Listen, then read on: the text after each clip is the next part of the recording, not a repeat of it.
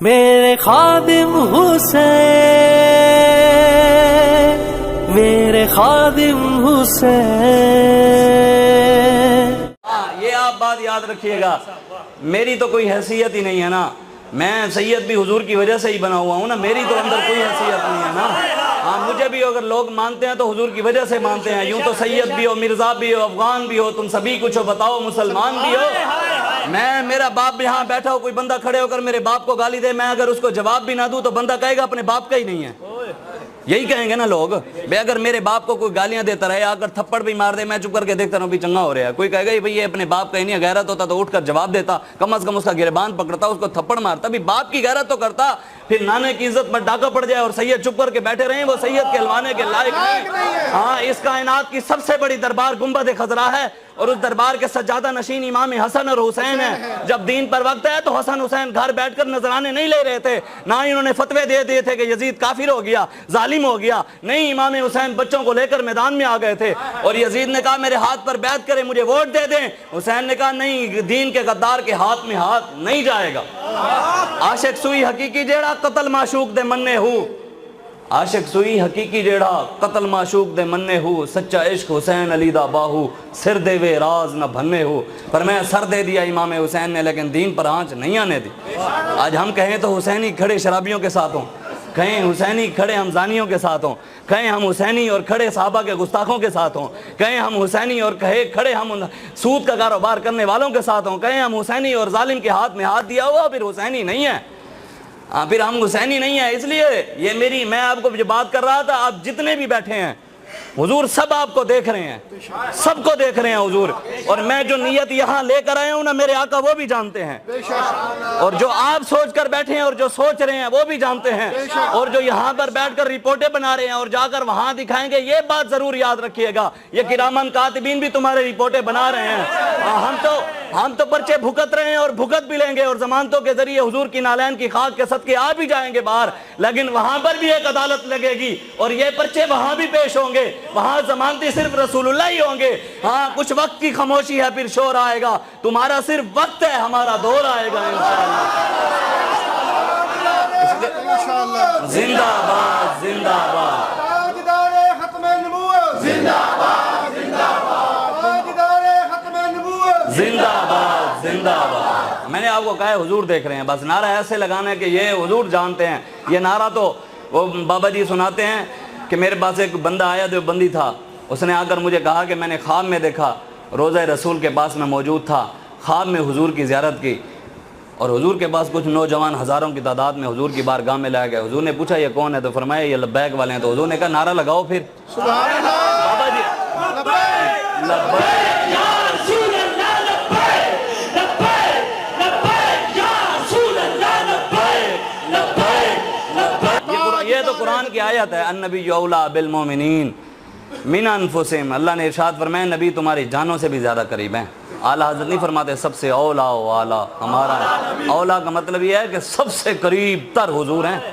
النبی اولیٰ بالمومنین، نبی جانوں سے بھی زیادہ قریب ہے. میرے والد صاحب مجھے یہ بات سمجھاتے ہوتے تھے، یہ آیت میرے والد صاحب ابھی بھی زندہ ہیں، اللہ تعالیٰ انہی کے صدقے ہی آج ہم چلتے پھر رہے ہیں. اور بابا جی خادم حسین رضوی کا فیضان ہے جو آج یہاں بیٹھے ہیں. ہماری تو کوئی حیثیت نہیں ہے، انہی کی کرم نوازی ہیں. میرے والد صاحب مجھے سمجھاتے تھے، میں آپ کو سمجھاؤں. کہتے ہیں کہ اس آیت کا مطلب پتہ ہے کیا ہے؟ میرے دوست ہیں، میں اب کسی اور کا نام لوں شاید وہ ناراض ہو جائے. تو جب کہتے ہیں میں نے کہا کہ النبی اولیٰ، نبی جانوں سے بھی زیادہ قریب ہے. مثال کے طور پہ وہ سمجھاتے تھے بھی مجھے سلیم صاحب نے کہا کہ جناب شاہ جی جان، میں نے کہا جی کہاں پر ہے؟ سلیم صاحب نے کہا کہ جان میری اماں جی نے ایک مرتبہ میری آنکھ میں سرمچو ڈالا نا، سرما ڈال رہی تھی، سرمچو میری آنکھ میں زور سے لگا نا، میری جان نکل گئی. میں نے سمجھا شاید بھی آنکھ میں جان ہے. پھر میں نے کہا جناب سلیم صاحب یہ جو آنکھ ہے یہ تو نبینہ بھی پھر زندہ ہے اگر آنکھ میں جان ہے. تو انہوں نے کہا جناب ایک مرتبہ استاد صاحب کے پاس گیا پڑھنے، تو سبق نہیں آ رہا تھا، استادوں نے ڈنڈا مارا میرے ہاتھ پر تو میری جان نکل گئی. میں نے کہا شاید ہاتھ میں جان ہے، ہاتھ کٹا پھر کیسے زندہ ہے؟ کہتے جی بس بھی مجھے نہیں پتا، ایک مرتبہ اماں جی سے لڑائی ہوئی، گھر سے بغیر جوتی پہن کر چلا گیا، راستے میں کانٹا چبھا تو میری تو جان نکل گئی. میں نے کہا شاید پیر میں جان ہے. تو پھر میں نے کہا پیر کٹا کیسے زندہ ہے؟ کہتے شاہ جی مجھے نہیں پتا، ایک بندہ پہاڑ سے گرا بچ گیا، چار پئی سے گرا مر گیا، پتہ نہیں جان کہاں ہے. میں نے کہا یا اللہ تیرا حبیب تو جانوں سے بھی زیادہ قریب ہے اور تو کہاں بستا ہے؟ رب نے کہا وَنَحْنُ أَقْرَبُ إِلَيْهِ مِنْ حَبْلِ الْوَرِيدِ. اور میں شہرک سے بھی زیادہ کروں گا. یا اللہ ہم تو پہلے بھی یہاں مشکل میں ہیں, ہمیں تو یہ نہیں پتہ بھی جان کہاں ہے, اب شہرک کہاں سے ڈھونڈیں. رب نے فرمایا قرآن میں ہی ہے فَاسْأَلُوا أَهْلَ الذِّكْرِ إِن كُنتُمْ لَا تَعْلَمُونَ, اللہ والوں کے پاس چلے جاؤ. ہم ایسے چلتے چلتے چلتے چلتے او خواجہ غلام فرید کوٹ مٹھن شریف والے, ہم ان کی بارگاہ میں پہنچ گئے. ہم نے کہا جی خواجہ جی ایک بات سمجھ نہیں آ رہی. انہوں نے کہا جی کیا؟ انہوں نے کہا اللہ تعالیٰ کہتا ہے بھی نبی جانوں سے زیادہ قریب ہے, میں شہرک سے زیادہ قریب ہوں, ہمیں سمجھائیں کہ اب شہرک کہاں ہے اور جان کہاں ہے. کہا ہم چٹکی میں سمجھا دیتے ہیں. جی کیسے سمجھائیں گے؟ کہا یارو جہاں جان وہاں شہرک, جہاں جان وہاں شہرک, جہاں شہرک وہاں جان. کہا جہاں خدا وہاں مصطفیٰ, سبحان اللہ. جہاں خدا وہاں مصطفیٰ, جہاں مصطفیٰ وہاں خدا. کہا میاں اے لفظاں دے جھیڑے ہیں, مطلب یہ لفظوں کی ہیر پھیر ہے. ابھی ایک شہرک سے زیادہ قریب ہے, ایک جان سے زیادہ قریب ہے, بس لفظ چینج ہے, باقی ہیں دونوں ہی ایک. محمد محمد کریں دے ہیں جی, محمد محمد کریں دے گزر گئی, احد نال احمد ملیں دے گزر گئی, خدا کو ڈٹھو سے محمد دے اولے, محمد محمد پکیں دے گزر گئی. حقیقت محمد دی پا کوئی نہیں سکدا, اتھاں چپ دی جاہے اللہ کوئی نہیں سکدا. ڈاڑھے علیہ سو عمل ہفت تھی سن, عمل ہفت تھائے ہوئے ولا کوئی نہیں سکدا. اساں نت محمد دیا ناتاں بڑے سوں, اساں وانگ ناتاں بڑا کوئی نہیں سکدا. مذاہب تے جھگڑے اساں چھوڑ بیٹھے, پر محبت تے جھگڑا چھڑا کوئی نہیں سکدا. ہمارے کہا میاں اے لفظاں دے جھیڑے ہیں, ڈوہیں راہ دے ہکے ویڑے ہیں. ایک ویڑا سمجھتے ہیں نا آپ سراکی میں کہتے ہیں جو پورے گھر والے جس ویڑے میں رہتے ہیں, میاں اے لفظاں دے جھیڑے ہیں, ڈوہیں راہ دے ہکے ویڑے ہیں. اے ویڑے کیڑے ہیں ایمان والے جیڑے ہیں. اللہ خلقت دی جی کو گولے ہر دم فرید دے کولے. بس ہاں حضور سے, حضور جانتے ہیں, حضور ہماری جانوں سے بھی زیادہ قریب ہے, حضور دیکھ رہے ہیں, بس حضور کے ساتھ محبت اتنی کرنی ہے. لبیک یا رسول اللہ کا نعرہ یہ تو قسمت کی بات ہے نا, اللہ تعالیٰ نے ہماری زبانوں, کسی کی قسمت میں کسی کا نعرہ ہے, کسی کی قسمت میں کسی کا نعرہ ہے, کسی کی قسمت میں کسی کا نعرہ ہے. اور جو کسی اور کا نعرہ لگا رہے ہیں نا وہ اس کو دیکھ نہیں رہا, لیکن جن مالکوں کا ہم نعرہ لگا رہے ہیں وہ گنبد خضراء میں بیٹھے ہمیں دیکھ رہے ہیں, وہ مالک ہمیں دیکھ رہے ہیں. اس لیے وہ کہا ہے پشیمانہ ہو شرمساروں سے کہہ دو, حضور آ گئے غم کے ماروں سے کہہ دو.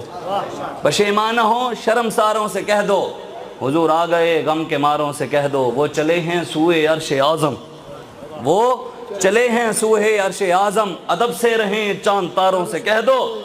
ادب سے رہیں, حضور آ رہے ہیں. حضور کی بات جب آئے تو وہاں پر سر جھکا دینا چاہیے. یہ نہیں ہے کہ جی فلاں یہ کہ جی فلاں حضور کے دین, حضور کی ختم نبوت کے ساتھ غداریاں ہو گئیں, ناموس رسالت کے ساتھ غداریاں ہو گئیں. یہاں پر پاکستان کے اندر سود کا کاروبار ہے رہا ہے, نوجوان پرپال کمپنی کے پیچھے لگ گئے ہیں, آن لائن کمپنیاں چل رہی ہیں, وہ سود کا کاروبار کروا رہی ہیں باہر سے آ کر, اور مسلمان بھی حلال کو چھوڑ کر حرام کے پیچھے لگتا رہ جا رہا ہے. نوجوان 50,000 یا لاکھ روپیہ آن لائن کمپنیوں میں ڈال کر, وہ اسپیس لیش اور پرپال نامی کمپنیاں آ گئی ہیں, وہ چاہتے ہیں کہ مسلمان سود کی طرف آئیں.